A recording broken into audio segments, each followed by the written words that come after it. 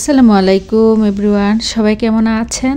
কাছে দূরে দেশ অথবা দেশের বাইরে যে যেখান থেকে আমার ভিডিওটি দেখছেন, আশা করি আল্লাহর অশেষ রহমতে সবাই অনেক ভালো আছেন। আলহামদুলিল্লাহ, আমিও ভালো আছি। এই তো প্রতিদিনের মতো আরও একটি নতুন ব্লগ ভিডিও নিয়ে এসেছি আপনাদের মাঝে। আশা করি ভিডিওটি আপনাদের খুব ভালো লাগবে। সকালবেলা ঘুম থেকে উঠে আজকে কিচেন থেকে আর কি ভিডিওটি শুরু করেছি। সকালে নাস্তায় আজকে পরোটা ভাজা করব আর কি, তার জন্য এই তো পরোটাগুলো একে একে বেলে নিয়েছি আর এখন একে একে পরোটা ছেঁকে নেব। প্রতিদিন তো আর একই রকমের নাস্তা খেতে আসলে নিজের কাছেও ভালো লাগে না, আর বাচ্চাদের কথা কি বলবো। আর আমি কিন্তু পরোটাগুলা ইলেকট্রিক চুলায় আর কি ভেজে নিচ্ছিলাম। ইলেকট্রিক চুলায় একটা যে কোনো জিনিস করতে গেলে অনেকটাই সময় লেগে যায়, যদিও মানে সুবিধা, তারপরও মানে অনেকক্ষণ সময় লাগে, অনেকক্ষণ সময় নিয়ে সব কিছু করতে হয় আর কি। এটাই হচ্ছে ইলেকট্রিক চুলার সমস্যা। না হয় অন্য দিক দিয়ে সব দিক দিয়ে খুবই আরামদায়ক। আর এদিক দিয়ে চলে এসেছি নাস্তা সবগুলা রেডি করে অফ ক্যামেরাতে 1 কাপ চা করে নিয়েছি। আর আগের দিন কিছু পাতাকপি আর কি ভাজা ছিল, তার জন্য এই তো পাতাকপি ভাজি দিয়ে আজকে পরোটা খেয়ে নেব। আর আমার তো 1 কাপ চা না হলেই চলে না, আর চা তো আমার খুবই পছন্দের। তবে কার কি আমি জানি না, দুধ চা ছাড়া আমার একদিনও চলে না। আমি পরোটা খেতে হলেই দুধ চা লাগবে, যদিও অন্য কোনো তরকারি বা সবজি বা ভাজা থাকুক, তারপরও আমার মানে চা লাগবেই। এদিক দিয়ে এখন অফ ক্যামেরাতে এই তো নাস্তাটা করে নিয়েছি। ভিডিওর এই পর্যায়ে এসে যে সকল আপু এবং ভাইয়ারা আমার ভিডিওটিতে এখনও একটি লাইক দেননি, প্লিজ ভিডিওটিতে একটি লাইক দিয়ে দেবেন। আপনাদের একটি লাইকই পারে আমার ভিডিওটি অনেকের কাছে পৌঁছে দিতে। আর যারা অলরেডি এই কাজটি করে দিয়েছেন তাদেরকে জানাই অসংখ্য ধন্যবাদ।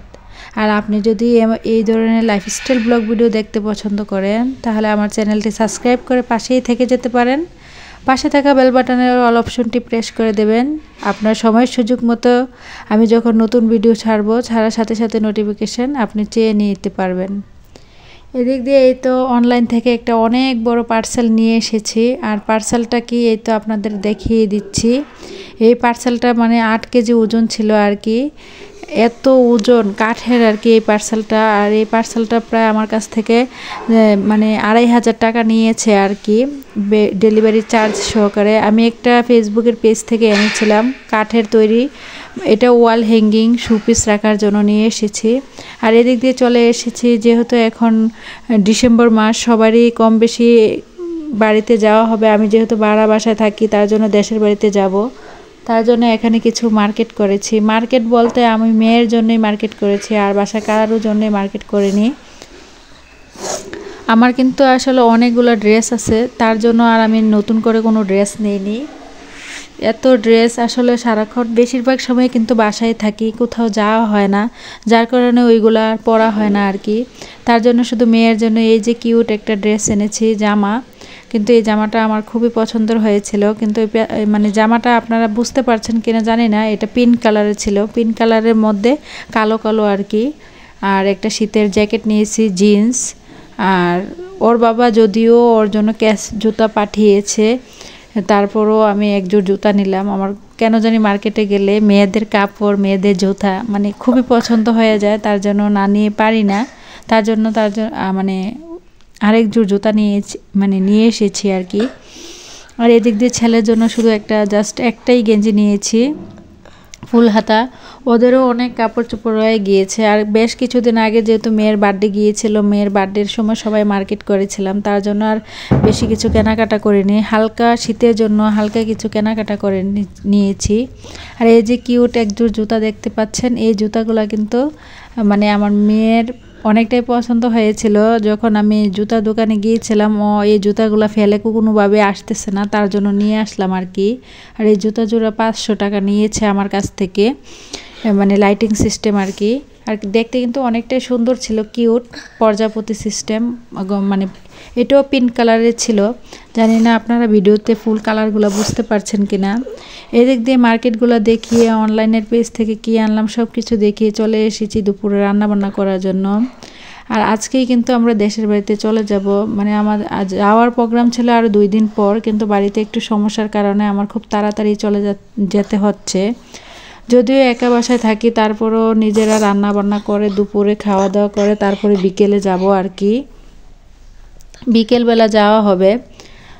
সকালে যেতাম কিন্তু বিকেলে যাওয়া হচ্ছে, তাও আরও একটা কারণ আছে। আমার বড় ছেলে মানে আমার বোনের বাসায় গিয়েছে বেড়াতে, ও আসলে তারপরে ওকে নিয়ে তারপরে একসাথে রেডি হয়ে সবাই চলে যাব আর কি। তার জন্য ভাবলাম একটু মানে রান্না করে নেই, যাওয়ার আগে খাওয়া দাওয়া করে যেতে হবে। আর যদি আমি গ্রামের বাড়িতে যাই, মানে আমরা সবাই যৌথ ফ্যামিলি না আর কি, সবাই আলাদা আলাদা ফ্যামিলি। তার জন্য মানে আমার নিজের এক্সট্রা ঘর আছে, তার জন্য ওইখানে গিয়ে আমি নিজের এক্সট্রা ঘরেই থাকি। খাওয়া দাওয়া আমার একাভাবেই করতে হয়। যদিও আমার শাশুড়ি মা আছে, যা এরা বলে ওদের বাসায় খাওয়ার জন্য, তবুও আমি খাই না, কারণ আমার কাছে কেন যেন ভালো লাগে না। খেতাম মানে প্রথম যখন যেতাম দেশের বাড়িতে, তখন ওনাদের বাসায় খাওয়া পড়তো, কিন্তু এখন ইদানিং কেন জানি মানে অন্যের বাসায় গিয়ে খেতে নিজের কাছে কেমন যেন একটা লজ্জাবোধ মনে হয়। তার জন্য ভাবলাম যে না, বাসায় গিয়ে এবার নিজের হাতে রান্না করে খাবো। যায় 2 দিন থাকি আর 3 দিন থাকি, নিজের হাতে রান্না বান্না করে খেয়ে আসবো আর কি। এখানে এই যে মুরগিটা রান্না করছি, এই মুরগিটা মানে রান্না করে কিছুটা খাবো আর কিছুটা মাংস মানে তরকারি নিয়ে যাব আর কি। তার জন্য এখানে বেশি করে মুরগির মাংস ঝাল করে আলু দিয়ে রান্না করব আর কি। আর মুরগির মাংস কিন্তু দেখবেন ওইভাবে কষিয়ে রান্না করার চেয়ে কিন্তু ভেজে রান্না করলে অনেকটাই মজা হয়। তার জন্য আজকে মানে অন্যভাবে একটু আলাদাভাবে রান্না করব, আর খুব জাল করে রান্না করব, বেশি করে আলু দিয়ে। এদিক দিয়ে তো মুরগিগুলো আমি একে একে ভেজে নিয়েছি, আর এখন এই তো চলে এসেছি মাংসটা মশলাটা কষানোর জন্য। সব ধরনের মশলা আমি এখানে দিয়ে দিয়েছি, আর একটু নেড়ে চেড়ে একটু জল অ্যাড করে দিলাম যেন খুব তাড়াতাড়ি মশলাটা কষিয়ে যায়। আর মাশাআল্লাহ দেখেন কালারটা কতটা সুন্দর এসেছে। যদিও মাংস তরকারি, যে কোনো তরকারি যত বেশি কষাবেন তত বেশি স্বাদ। তার জন্য মশলাটা আমি ভালোভাবে অনেকক্ষণ সময় নিয়ে কষিয়ে নিয়েছি। আর উপরে যখন তেল বেশি আসবে তখনই কিন্তু আগে থেকে ভেজে রাখা মাংসগুলা দিয়ে দেব। আমি কেন জানি সব ধরনের মাংস তরকারিতে আলু ভেজে খাই, মানে আমার কাছে কাঁচা আলুটা দিলে কেন জানি মজা মনে হয় না, তরকারিটা কেমন একটু পানসা টাইপের থাকে। তার জন্য আমি মানে এই কড়াইতে আলুগুলা ভেজে নেব আর কি।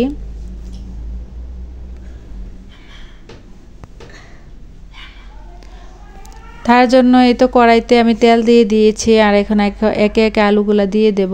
আলুগুলা ভেজে তারপরে ভাজা হয়ে গেলে একসাথে মাংস তরকারিতে মিক্স করে দেব আর কি। এখানে শুধু আলুগুলা মানে আলুতে লবণ আর হলুদ দিয়ে ভেজে নেব, আর কোনো মশলা অ্যাড করব না। এদিক দিয়ে কিন্তু আমার আলুগুলা ভাজা হয়ে গিয়েছিল, আর অন্য চুলায় কিন্তু আমি গরম পানি বসিয়ে দিয়েছিলাম। আর দেখবেন তরকারিতে গরম পানির ঝোল অ্যাড করলে কিন্তু আরও তরকারির স্বাদটা বেড়ে যায়। তার জন্য গরম পানি করেছি, গরম পানি করার পরে কিন্তু দিয়ে দিয়েছি। আর এই দিক দিয়ে রান্নাটা হতে থাক, অন্য দিক দিয়ে আমি অফ ক্যামেরাতেই মানে একটা ভর্তা করে নেব কাঁচামরিচ দিয়ে, যেই একটা ভর্তা করে আর কি। বাটা মাছের লেজ দিয়ে আমি আজকে একটা ভর্তা করব ধনেপাতা দিয়ে। আর এখানে কিছুটা কাঁচামরিচ দিয়ে দিয়েছি ভেঙে সেন্টের জন্য। যদিও মাংস তরকারিতে কাঁচামরিচ ইউজ করলে অনেকটাই ভালো একটা সেন্ট আসে, তার জন্য দিয়ে দিলাম আর কি। আর এই হচ্ছে আমার তরকারির ফাইনাল লুক।